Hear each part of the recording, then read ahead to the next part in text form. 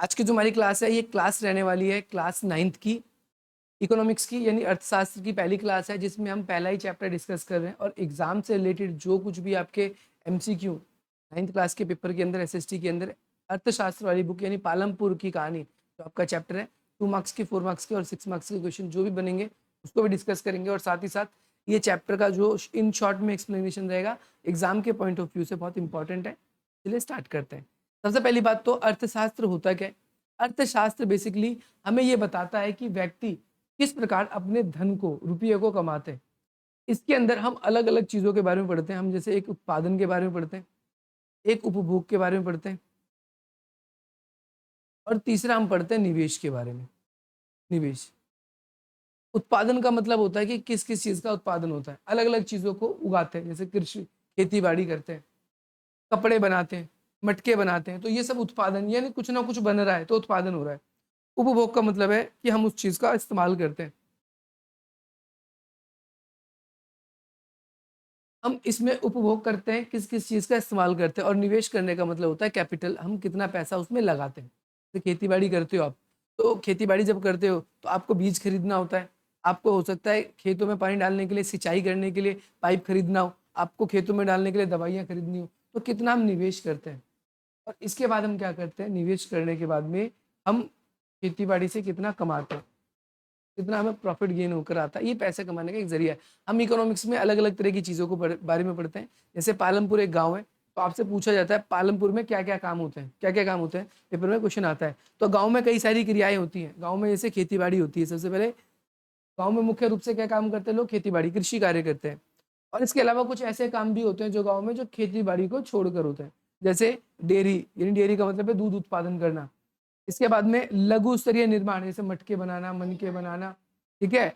इसके अलावा कुछ लोग दुकानदारी करते हैं, दुकान वगैरह होती है, उनसे अपने पैसे कमाते हैं। कुछ लोग परिवहन, यानी एक जगह से वस्तु को, सामान को, व्यक्ति को दूसरी जगह ले जाते हैं, परिवहन चलाते हैं।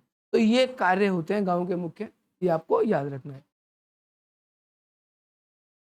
अगला कह रहा है भूमि का वितरण। पालमपुर गांव में लगभग कितने परिवार रहते हैं, 450 परिवार है। इसमें से 150 परिवार ऐसे हैं जो भूमिहीन है। भूमिहीन का मतलब मैंने बताया जिनके पास जमीन नहीं है। इसके अलावा 240 ऐसे परिवार हैं जिनके पास में छोटे मोटे जमीन है, थोड़े बहुत खेत हैं। और 60 परिवार ऐसे हैं जो बड़े परिवार हैं, खेती बाड़ी। 60 परिवार ऐसे हैं जो बड़े हैं, बड़े परिवार है मतलब कि जिनके पास जमीन ज्यादा है। और इन 60 परिवार की जमीनों पे जिन लोगों के पास जमीन नहीं है वो खेती बाड़ी करते हैं। गाँव में होता क्या है, जैसे मेरे पास जमीन नहीं है और आपके पास जमीन है, तो क्या करेंगे कि आपकी जमीन के 2 हिस्से कर दिए जाएंगे और मैं दोनों पे खेती करूंगा। मैं कहूंगा यहाँ से जितना भी जमीन उगेगा वो आपको दे दूंगा, यहाँ पर से जितना भी उगेगा ये मैं ले लूंगा, लेकिन जमीन किसकी रहेगी, आपकी रहेगी। मैं बस किराए पे आपकी जमीन ले रहा हूँ और इसका किराया क्या होगा, इस जमीन के 2 हिस्से कर दिए। यहाँ से जितना भी उगेगा सब आपका, यहाँ से जितना उगेगा सब, ठीक है। ये सहमति होती है। अब यहाँ पर देखो क्या है, उत्पादन संगठन। उत्पादन संगठन का मतलब क्या होता है, उत्पादन कहाँ कहाँ होता है। तो भूमि, जमीन पे कुछ लोग उत्पादन करते हैं, जमीन का मतलब खेती बाड़ी का यूज करके। कुछ लोग क्या करते हैं, श्रम करते हैं। श्रम का मतलब होता है मजदूरी, मजदूरी,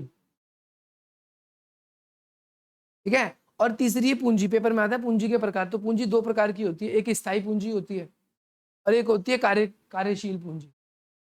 स्थायी पूंजी का मतलब जो पैसे अभी आपके जेब में है, जो पैसा आपके घर में, वो स्थायी पूंजी हो गई। और एक होता है कार्यशील।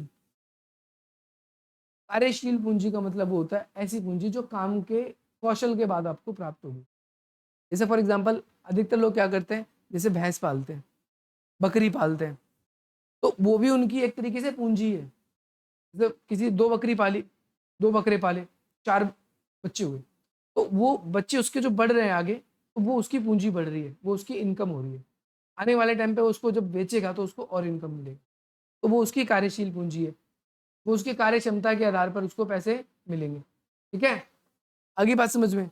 मानव पूंजी का मतलब क्या है, जैसे उसकी जमीन हो गई, जैसे वो खुद भी हो गया, तो वो भी एक क्या है, मानव पूंजी होगी। आगे बात समझ में। ये आगे बात में कह रहा है बहुत फसल प्रणाली। ये पेपर में बहुत बार क्वेश्चन आता है, बहुत फसल प्रणाली क्या है। तो इसके 2 मौसम होते हैं, एक रबी, खरीफ और जायद। रबी फसल क्या होती है और खरीफ फसल क्या होती है, पेपर में बहुत बार आता है। बहुत फसल के बारे में, एक खरीफ फसल है, एक रबी फसल है। खरीफ फसल और रबी फसल किसे कहता है, पेपर में यंत्र आएगा। तो रबी फसल ध्यान रखना है, ये सर्दियों में बोई जाती है। अब सर्दियों में क्या क्या बोया जाता है, तो सर्दियों में आपका चना, इसके बाद में बाजरा, अलग अलग तरह की फसलें होती है, अभी हम इसको डिटेल से पढ़ेंगे। एक खरीफ फसल होती है जो बरसात के टाइम पे बोई जाती है, बरसात के टाइम पे खरीफ फसल। इसके अलावा विकसित सिंचाई, अब इन खेतों में हमें पानी डालने के लिए सिंचाई की जरूरत होती है, तो सिंचाई के लिए हम ट्यूबवेल, नहर या और साधनों का इस्तेमाल कर सकते हैं। और साथ ही साथ में बिजली से चलने वाले ट्यूबवेल हो सकते हैं, या फिर वर्षा पे निर्भर होकर भी हम खेती करते हैं। अब कह रहा है उत्पादन की बिक्री। उत्पादन की बिक्री का मतलब है सामान कैसे बिकता है। जैसे उत्पादन जो है रायगंज की मंडी में बेचा जाता है। पेपर में बहुत बार क्वेश्चन आता है कि पालमपुर के जो गांव के लोग हैं वो अपनी सामान को जो उगाते हैं तो कहाँ बेचते हैं, तो रायगंज की मंडी में बेचते हैं। कुछ उत्पादनों को प्रयोग अपने लिए रख लेते हैं। जैसे गाँव में क्या होता है, गेहूँ उगाया तो जितना वो खुद खत्म करेंगे साल भर में उतना रख लेंगे, साल 2 साल में, और बाकी सब क्या करेंगे, बाजार में बेच देंगे। ऐसा होता है। और जो भी इनकम उनको मिलेगी उससे पैसे बेचने के बाद में, तो उसको अपने भविष्य के लिए रख लेते हैं, और भविष्य में वो दोबारा फसल खेती करना या और काम करना, उसमें वो काम, जनरली ऐसा होता है। आधुनिक कृषि का मतलब क्या है, आधुनिक मतलब आज के ज़माने में जो खेती हो रही है और जो पहले ज़माने में होती थी उसमें बहुत अंतर है। पहले ज़माने में जो खेती होती थी उसके अंदर सिंचाई के ज़्यादा अच्छे साधन नहीं थे। जो हल थे खेत वाले उसका उपयोग करते थे, बैलों का उपयोग करते थे, जैसे आज हम ट्रैक्टर वगैरह का इस्तेमाल करते हैं। पहले गोबर की खाद का इस्तेमाल किया जाता था। आज के ज़माने में पेस्टिसाइड, उर्वरक, जो मशीन से तैयार होती है खाद, जो बाजार में बिकता है पन्नी में पैक होकर, उसको हम खेतों में यूज करते हैं। कीटनाशक का प्रयोग करते हैं, उर्वरक का प्रयोग करते हैं, और अच्छी सिंचाई प्रणाली हमने आजकल विकसित कर ली है। ये आधुनिक कृषि का गुण है। अगला कह रहा है श्रम या मजदूर। तो बड़े किसान अपने लाभ के लिए छोटे भूमिहीन को ऋण देते हैं। अब देखो बड़े किसान क्या करते हैं, बड़े किसान मैंने आपको बताया, बड़े किसान और एक तरफ छोटे किसान, ये जिनके पास जमीन है ही नहीं, तो वो लोग क्या करते हैं, वो बड़े किसान की जमीनों पर खेती करते हैं और आधा उनको देते हैं और आधा इनको। इससे बड़े किसान का फायदा ज्यादा होता है। एक तो वो मेहनत नहीं कर रहा, उसको फ्री फंड में फसल मिल जा रही होगी। दूसरा, जमीन किसकी थी, उसी की थी, तो मेहनत भी नहीं करना पड़ रहा, और बदले में उसको क्या मिल जा रहा है, जमीन की, जमीन भी उसकी है। तो इस तरीके से जो लाभ किसको होता है, बड़े किसानों को लाभ होता है ज्यादा। भूमिहीन मजदूर जो है उन्हें या तो वो एक दिन का रोज का काम के लिए पैसे पे रख लेते हैं। आजकल ऐसा भी सिस्टम हो गया है, जैसे जैसे लेबर होते हैं, लेबर तुमने देखा होगा, जो घर में दिहाड़ी मजदूर पे हम काम पे रखते हैं, लेबर जो होते हैं उनको क्या होता है, पूरा दिन काम करवाते हैं, और शाम के टाइम क्या होता है 800, 500, 400 जितनी भी भाई सैलरी होती है एक दिन की उनकी, एक दिन का वेतन जो होता है वो उसको दे देते हैं। तो कुछ लोग आजकल ऐसे भी काम कर रहे हैं। पहले ज़माने पे लोग कैसे काम करते थे, खेतों में काम करते थे, तो जब फसल उगेगी तब अनाज बांटेंगे फिर बेचेंगे, ये तो बड़ी दिक्कत होती थी। आज के ज़माने में लोग बाग ऐसे ही करते हैं, रोज की कमाई का होता है।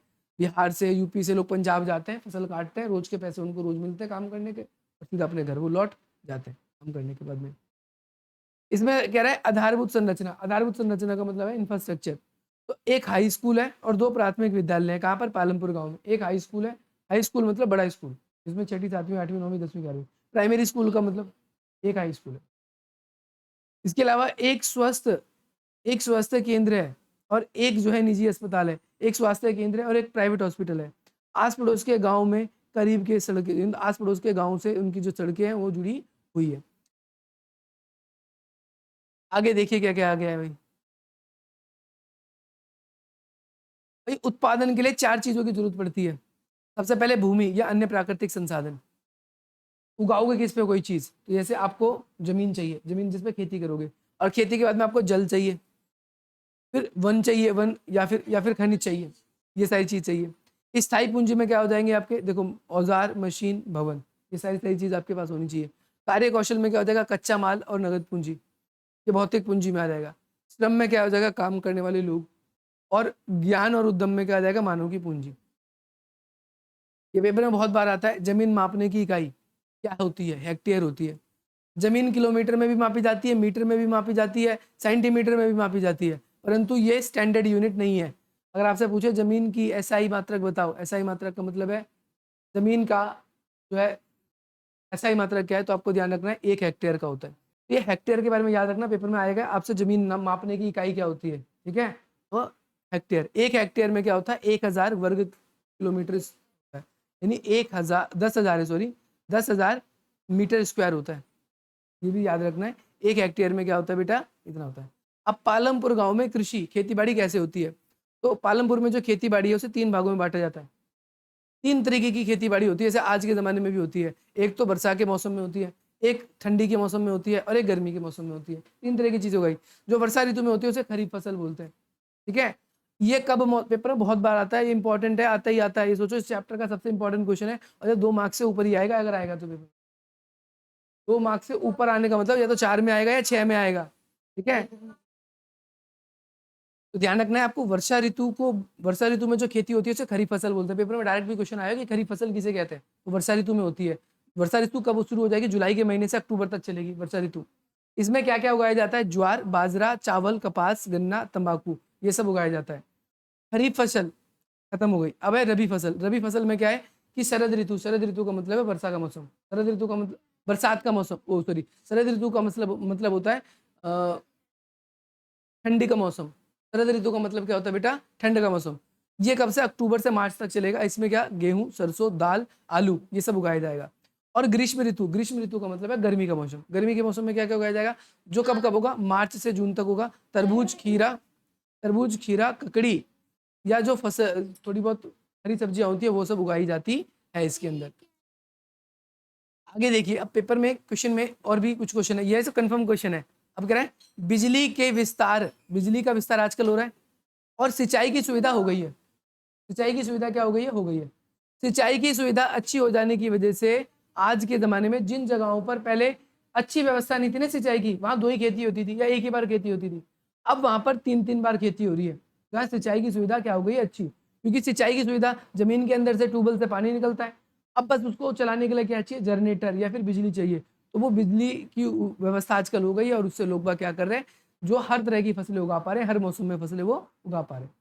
बहुविध फसल का मतलब क्या है, एक जमीन पर उत्पादन बढ़ाने के लिए हम क्या कर रहे हैं, अलग अलग तरह की फसलें उगाते हैं, ठीक है। जैसे बता रहा है कि बहुत फसल का मतलब है एक जमीन पर एक ही साल में 2 से ज्यादा बार फसलें लेना, एक बार रबी फसल और खरीफ फसल। और जहाँ अच्छी क्या कहते हैं किस्म है, तो वहां पर गर्मी में भी कुछ ना कुछ क्या किया जाता है, उगाया जाता है।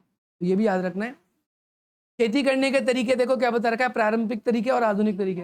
पहले जमाने में तरीके क्या क्या अपनाते थे, जैसे पहले जमाने में खुद परिवार लगता था और वो जो सदस्य होते थे, यानी परिवार के जो लोग थे केवल वही खेती बाड़ी करते थे।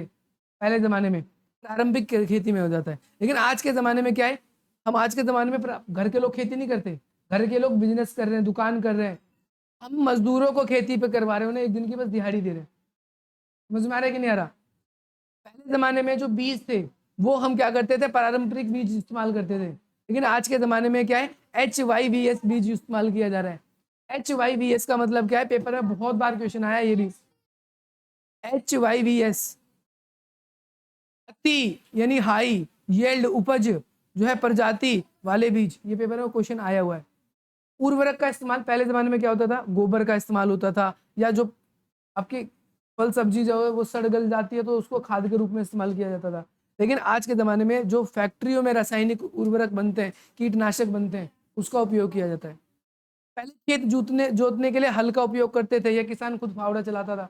लेकिन आज के ज़माने में ट्रैक्टर का या थ्रेसर का इस्तेमाल करते हैं आधुनिक ज़माने में।